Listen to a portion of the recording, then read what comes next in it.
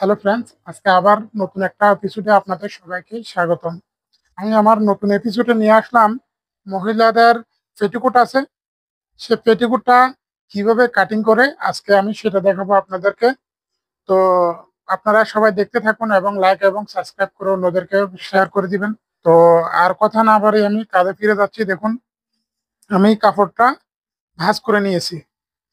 তো একটা পেটিকোটের প্রমাণ সাইজ, একটা পেটিকোটের মধ্যে কাপড় লাগে বিশেষ করে 2 গজ 4 গিরা।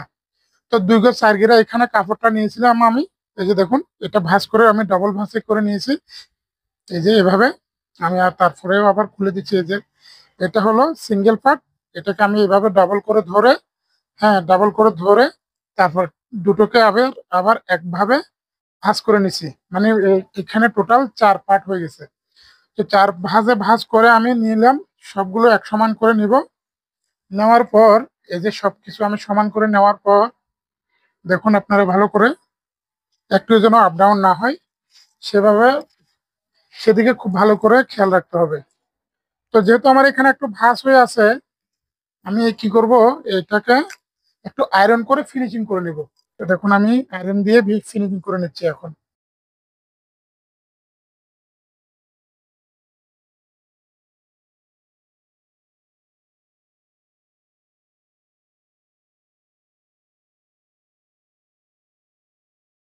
দেখুন আমার পেটিকোটটা মোটামুটি আয়রন দিয়ে ফিনিশিং করাটা হয়ে গেল। এখন আমি কি করব, এই যে আমার উপরে যে দুটো মাথা আছে, দুটো মাথা একদিকে আছে, আমি এখানে যেহেতু আপ ডাউন থাকে, মানে কাপড় কাটার যে একটা আপ ডাউন থাকে, সেটাকে আমি স্কেল দিয়ে মেপে একটা মার্কিং দিয়ে নিব। তো আমি এখান থেকে এই মার্কিংটা দিয়ে নিলাম। বাড়তি কাপড়টা আমি ফেলে দিব এখান থেকে। ফেলে দেওয়ার পর পেটিকোটের উপরে একটা বেল্ট থাকে, যার সাথে বডিটা জয়েন হয়। সে বেল্টের জন্য আমি 8 ইঞ্চি কাপড় নিব। সেটা কোথা থেকে নিব, এই যে এখানে কোনো মাথা নাই, দেখুন দুটো মাথা এখানে আছে, তো আমি এখান থেকে নিব। তো পেটিকোটের যে উপরের পার্টটা আছে, উপরের পার্টের জন্য উপরের যে হাফ বডিটা আছে, সেটাকে বেল্টও ধরতে পারেন, হাফ বডিও ধরতে পারেন, সমস্যা নেই। সেটার জন্য আমি নিব 6 ইঞ্চি। তো 6-এর অর্ধেক হলো কত, 3 ইঞ্চি। আমি 3 ইঞ্চি এখানে কাপড় নিয়ে নিলাম। তো আমি এখানে 3 ইঞ্চির এখানে একটা মার্কিং দিয়ে নিলাম। এটাকে আমি লম্বা করে মার্কিংটা দিয়ে নিলাম, আর এদিকেও আমি লম্বা করে মার্কিংটা দিয়ে নিলাম। এখন আমি কি করব, এদিকে যে অবশিষ্ট বাড়তি কাপড়টা আছে, সে বাড়তি কাপড়টা আমি কেটে ফেলবো।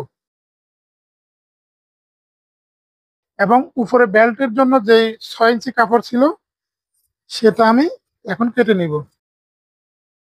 আমার কাটা হয়ে গেল, এটা বাড়তি কাপড় রয়ে গেল। এখন এখান থেকে যে আমার নেয়ারের জন্য, ভিতরে নেয়ারের জন্য আমার 1.5 ইঞ্চি কাপড় নিতে হবে। এই যে 1.5 ইঞ্চি কাপড় নেবে, সবগুলো এখান থেকে নিতে হয়। এখন যে বাকি কাপড়টা আছে, সেটাকে আমি বডির জন্য এখন সঠিক মাপে আমি কিভাবে কাটবো, সেটা এখন আমি দেখাচ্ছি আপনাদের। এটা এক মাথায় কাঁচা আছে, আর এক মাথায় কিছু নেই। এইখানে কোনো কাঁচা নাই বা মাথা নাই, এই এই পাশে মাথা আছে, ঠিক আছে। তো যে পাশে মাথা আছে, ওখান থেকে আপনি 7 ইঞ্চি নেবেন, ঠিক আছে, যে পাশে মাথা আছে। এবং যে পাশে মাথা নাই, এই পাশে, এখান থেকে আপনি 3.5 ইঞ্চি নেবেন। যে পাশে কাঁচা আছে ওখান থেকে আমি 7 ইঞ্চি নিলাম, এখানে আমি 7 ইঞ্চি নিলাম, আর এখানে আমি নিলাম কত, এখানে আমি কত নিলাম, 3.5 ইঞ্চি। এখন আমি এটাকে আমি ফিতে দিয়ে এভাবে বসিয়ে, ফিতেকে এভাবে বসিয়ে একটা মার্কিং দিয়ে নেব। এখন আমি এটাকে কেটে নেব।